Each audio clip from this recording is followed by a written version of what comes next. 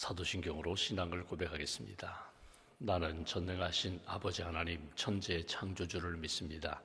나는 그의 유일하신 아들 우리 주 예수 그리스도를 믿습니다.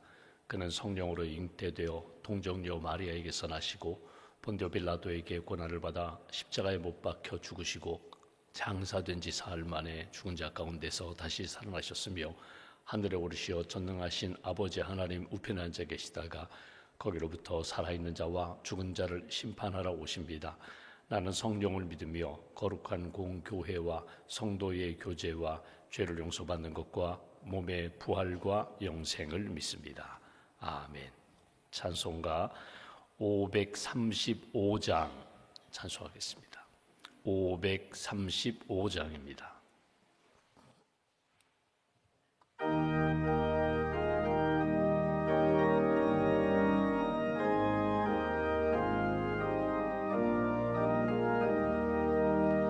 주 예수 내 문 밖에 기다려 섰으나 단단히 잠가두니 못 들어오시네. 나 주를 믿노라고 그 이름 부르나 문 밖에 세워두니 참 나의 수치라. 문 두드리는 손은 못 박힌 손이요 또 가시 멸류관은 그 이마 둘렀네. 이처럼 기다리심 참 사랑이로다. 문 굳게 닫아두니 한없는 내 죄라. 주 예수 간곡하게 권하는 말씀이 내 죄로 죽은 나를 너 박대할 소냐. 나 죄를 회개하고 곧 문을 엽니다. 드셔서 좌정하사 떠나지 마소서.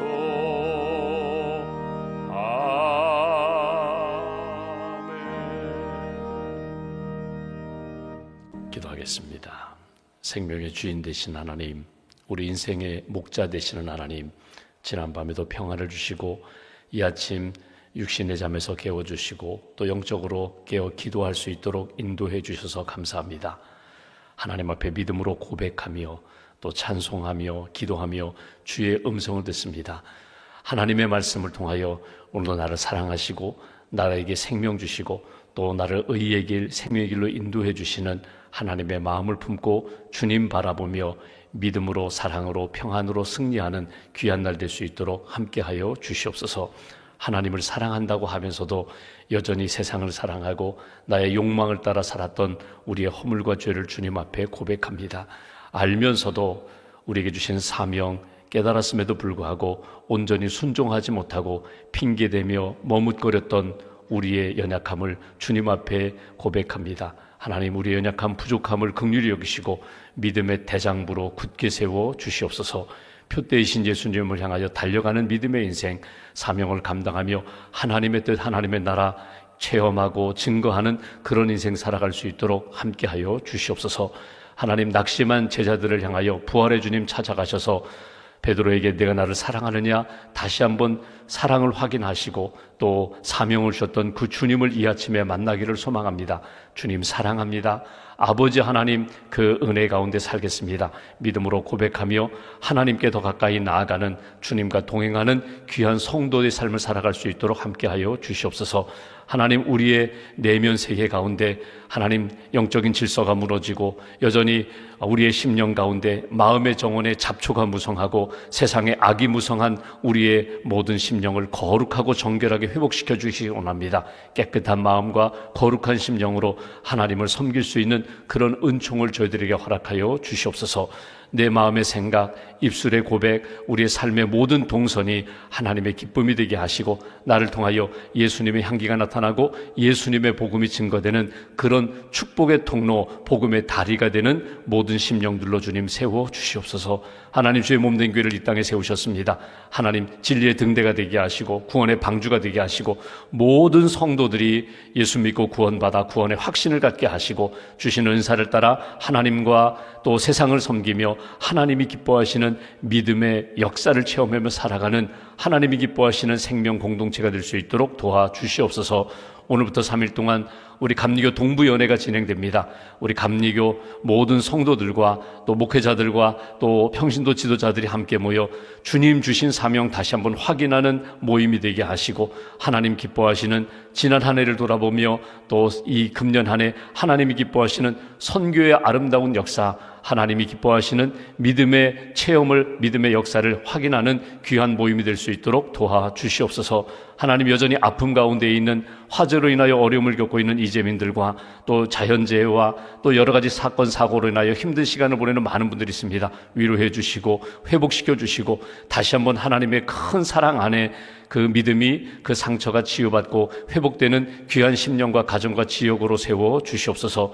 오늘 이 아침에도 믿음과 감사 예물 드리며 하나님 앞에 기도하는 성도들이 있습니다. 예물을 받으시고 기도를 받으시고 삶의 모든 상처가 치유되게 하시고 소망이 이루어지게 하시고 솔로몬이 1,000번째 드릴 때 지혜의 영으로 함께하여 주시고 하나님께서 필요한 것 채우셨던 것처럼 하나님의 은혜로 승리하는 믿음의 가정과 성도로 굳게 세워 주시옵소서. 한나라의 삶을 온전히 주님께 의지합니다. 주님 바라보며 하루를 시작하오니 독수리 날개치며 올라가는 새 힘을 더하여 주시고 강건함을 더하여 주시고 오늘 하루도 주님 자랑하며 하나님 영광 돌리는 복된 한 날 될 수 있도록 함께하여 주시옵소서. 우리 주 예수님의 이름으로 기도하옵나이다. 아멘.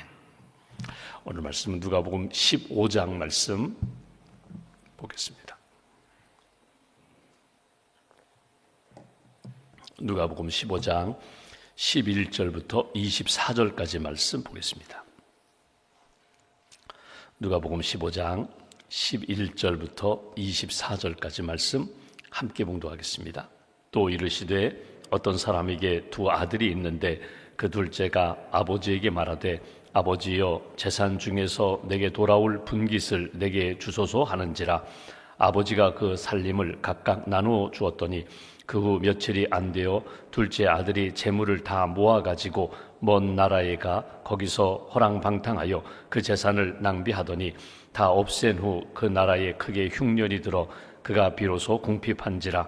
가서 그 나라 백성 중 한 사람에게 붙여 사니 그가 그를 들로 보내어 돼지를 치게 하였는데 그가 돼지 먹는 주염 열매로 배를 채우고자 하되 주는 자가 없는지라. 이에 스스로 돌이켜 이르되 내 아버지에게는 양식이 풍족한 품꾼이 얼마나 많은가. 나는 여기서 주려 죽는구나. 내가 일어나 아버지께 가서 이르기를 아버지, 내가 하늘과 아버지께 죄를 지었사오니 지금부터는 아버지의 아들이라 일컬음을 감당하지 못하겠나이다. 나를 품꾼의 하나로 보소서 하리라 하고 이에 일어나서 아버지께로 돌아가니라.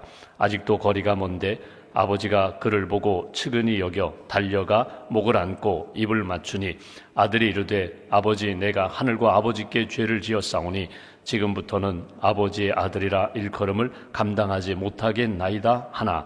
아버지는 종들에게 이르되 제일 좋은 옷을 내어다가 입히고 손에 가락지를 끼우고 발에 신을 신기라. 그리고 살진 송아지를 끌어다가 잡으라. 우리가 먹고 즐기자. 이 내 아들은 죽었다가 다시 살아났으며 내가 잃었다가 다시 얻었노라 하니 그들이 즐거워하더라. 아멘. 주님의 은혜와 평안이 여러분과 함께 하시기를 기원합니다. 오늘 우리가 보는 말씀은 그 유명한 탕자의 비유입니다. 그런데 여러분 여기 표제어를 보시면 잃은 아들을 되찾은 아버지 비유 이렇게 되어 있습니다. 그러니까 우리가 탕자의 비유, 어떤 아버지에게 두 아들이 있는데 그 맏아들은 집안에 있고 둘째는 아버지의 유산을 받아서 먼 곳에 가서 허랑방탕하게 다 낭비했다, 허비했다, 못난 아들이다. 그래서 탕자라는 표현을 씁니다. 탕자의 비유. 나중에 돌아오게 되고 아버지가 회복시켜주고 아버지가 기뻐하는 그 아들. 반면에 집안에 있었던 맏아들은 투덜거리고 동생이 돌아왔음에도 불구하고 투덜거리고 아버지 마음을 헤아리지 못하고 오히려 아버지의 마음을 더 아프게 한 아들.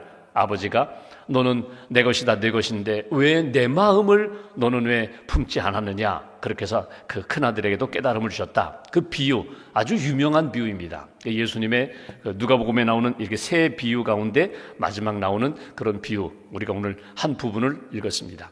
여기 탕자의 비유라고 하는데 돌아온 아들을 맞이하는 그런 아버지의 마음, 하나님 아버지의 마음이 이렇다 하는 그런 내용이 오늘 이 탕자의 비유입니다. 우리가 이제 세 번에 걸쳐서 말씀을 나누고자 하는데, 아버지에 대하여 초점을 맞출 수 있고, 둘째 아들에 대하여 초점을 맞출 수 있고, 그리고 맏아들, 첫째 아들에 대하여 우리가 초점을 맞출 수 있습니다. 오늘은 이제 큰 이 아버지의 마음에 초점을 맞춰서 우리가 말씀을 잠깐 묵상하고자 합니다.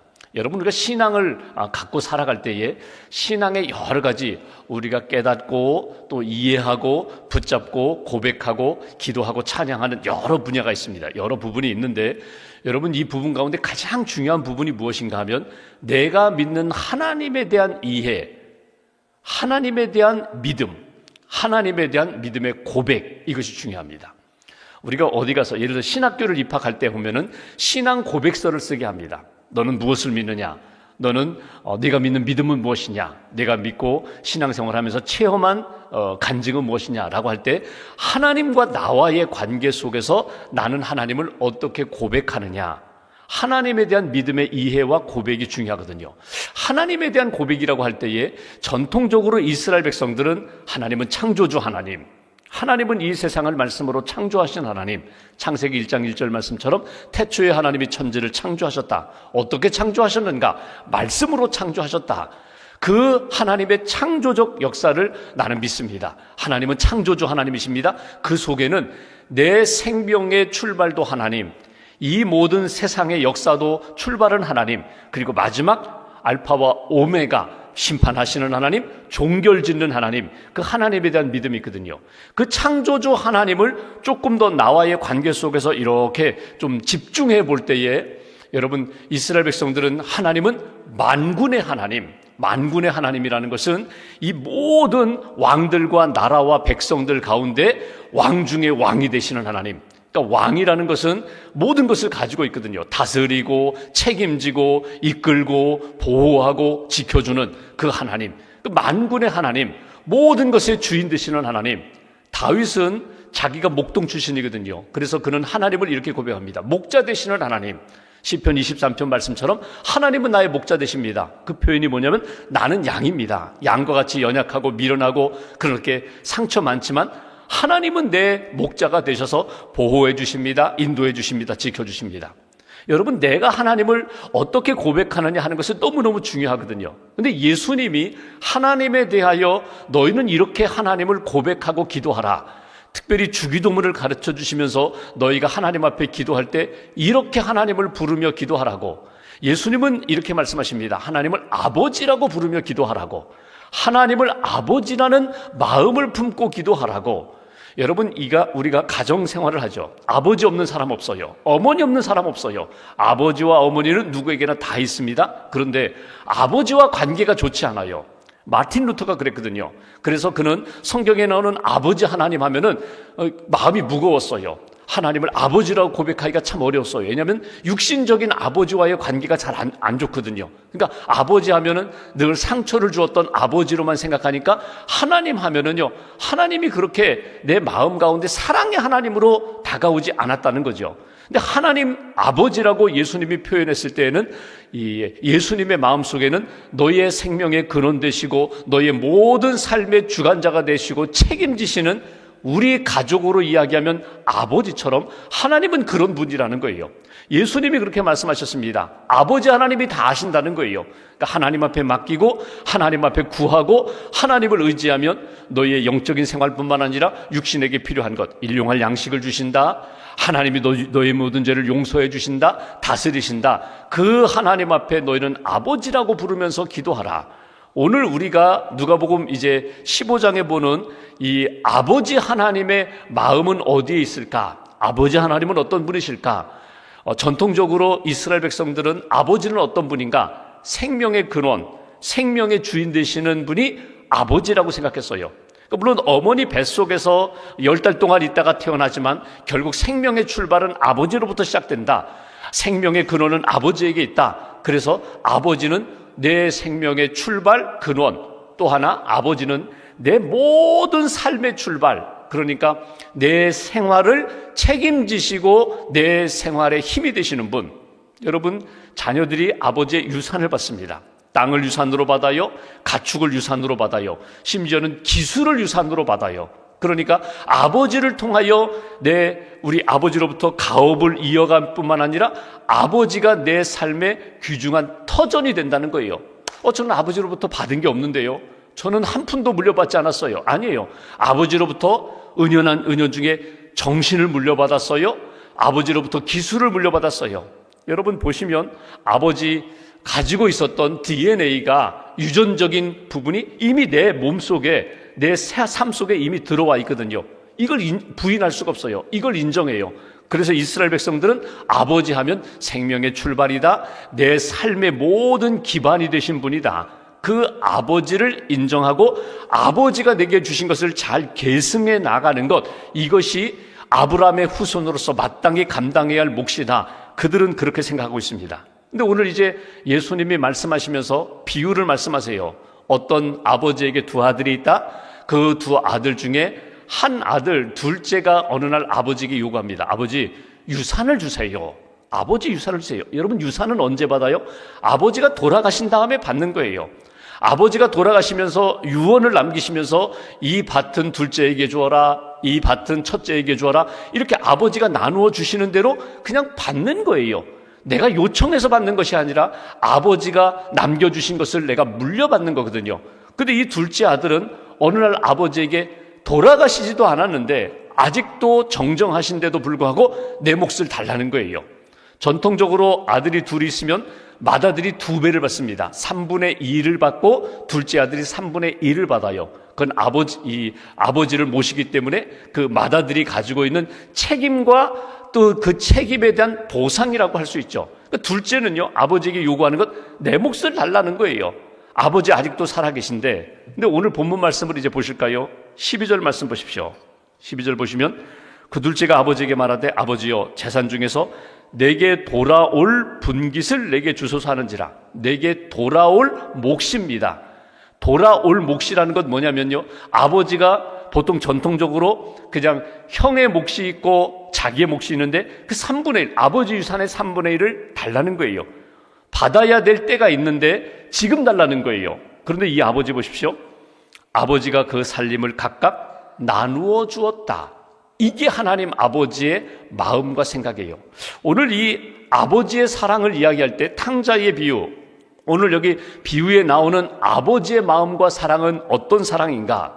여러분, 솔직히 이 말씀을 한번 이렇게 묵상해 보시면서 혹이라도 여러분 자녀들이 아버지 유산 저에게 주세요, 미리 주세요 해서 아버지가, 어머니가 자녀들에게 주는 경우도 있어요.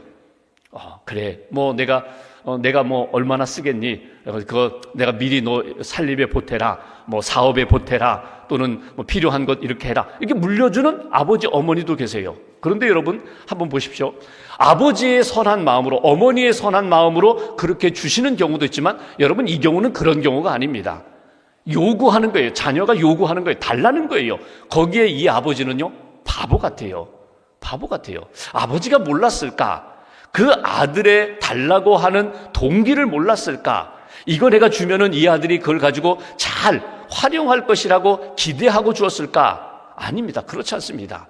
어찌 보면은 바보 같은 아버지예요. 근데 왜 아버지가 이 재산을 그의 아들에게 주었을까? 그 몫을 주었을까? 여기서 중요한 건 우리가 한 가지 발견해야 합니다. 이 아들이 지금 아버지에 대한 마음과 생각 중에 가장 큰 건 뭐냐면요, 유산이에요. 유산. 아버지의 존재와 아버지와의 나와의 관계보다 그는 아버지의 유산을 더 귀하게 여겨요. 이것만 내가 받으면 아버지와의 관계는 더 이상 필요 없다라고 생각하는지도 몰라요. 그러니까 어떤 일이 일어나요? 아버지의 유산을 받자 며칠이 못 되어서 그거 가지고 아버지를 떠나잖아요. 자기가 무엇을 하기 위하여 다른 곳에 갔다는 것은 아버지로부터의 관계와 교제를 떠나는 거잖아요. 이게 죄가 된다는 거예요. 이게 아버지의 마음을 아프게 하는 것이라는 거예요. 아버지의 마음은요, 그 유산 때문에 아버지를 아버지라고 부르면서 남아있는 그 아들, 그거 원치 않는다는 거예요. 오히려 물질보다는 내 마음과 너와의 나 관계가 더 중요하다. 우리가 뭐 그런 드라마나 그런 이야기, 주변에서 그런 이야기 많이 듣잖아요. 평소에는 찾지도 않다가 아버지 연로해지시고 돌아가실 때가 되니까 더 아버지 찾아오는 자식, 그리고 명절에 명절에만 찾아와가지고 아버지 가지고 있는 밭이며 집이며 재산, 그것만 마음에 두는 그런 자식, 어떻게 보면 불효자지요. 오늘 이 둘째 아들은요, 아버지의 마음을 제대로 헤아리지 못했던 불효자입니다. 그럼에도 불구하고 아버지는 끝까지 이렇게 내어주는, 그 아들의 마음 그냥 내어주고 바보같이 그렇게 물려주는 그런 아버지. 20절 말씀 보실까요? 그 아버지는 어떤 아버지인가? 이에 둘째 아들이 이제 집으로 돌아옵니다. 아버지, 나는 아버지 아들 자격 없습니다. 품꾼의 하나로 써주세요. 돌아옵니다. 그런데 20절, 이에 일어나서 아버지께로 돌아가니라. 아직도 거리가 먼데 아버지가 그를 보고 측은히 여겨 달려가 목을 안고 입을 맞췄다. 여기 기다리는 아버지, 그리고 이제 완전히 거지가 돼서 돌아오는 그 아들을 달려가서 목을 안고 입을 맞추고 맞이하는 아버지. 여러분, 하나님 아버지는 어떤 아버지인가? 하나님 아버지는 기다리시는 아버지. 우리가 여기 15장, 누가복음 15장에 이렇게 나오는 것처럼 목자 되시는 아버지는 잃은 양을 찾아 끝까지 찾을 때까지 찾아가서 결국은 회복시켜 돌아오는 아버지. 오늘 여기 아버지 하나님은 어떤 하나님인가? 기다리시는 하나님. 우리를 기다리시는 하나님, 돌아올 때에 기다리시고 맞이해 주시는 아버지 하나님, 그 아버지 하나님을 잊어버리지 말아라. 여러분, 찾기까지 찾으시는 목자 되시는 아버지 하나님이 계시고 기다리면서 이 아들이 분명히 돌아올 거야. 그리고 시간이 얼마나 흘렀는지, 세월이 얼마나 흘렀는지 모르지만 그 아들이 돌아올 때 거리가 먼데도 불구하고 금방 알아보고 달려가서 맞이하는 아버지. 22절 볼까요? 그 아버지는 어떤 아버지? 아버지는 종들에게 이르되 제일 좋은 옷을 내어다가 입히고 손에 가락지를 끼우고 발에 신을 신기라. 살진 송아지를 끌어다가 잡으라. 우리가 먹고 즐기자. 24절, 이내 아들은 죽었다가 다시 살아났으며 내가 잃었다가 다시 얻었노라 하니 그들이 즐거워하더라. 아버지는 어떤 아버지? 용서하는 아버지, 회복시켜 주시는 아버지. 특별히 무엇을 회복시켜 주는가 하면요, 보십시오. 여기 손에 가락지를 다시금 끼워줘라, 옷을 입혀라, 신을 신겨라. 아들로서의 다시금 자격을 회복시켜 주시는 아버지. 다 잃어버렸어요. 이미 받을 거 다 받았어요. 아버지를 떠났어요.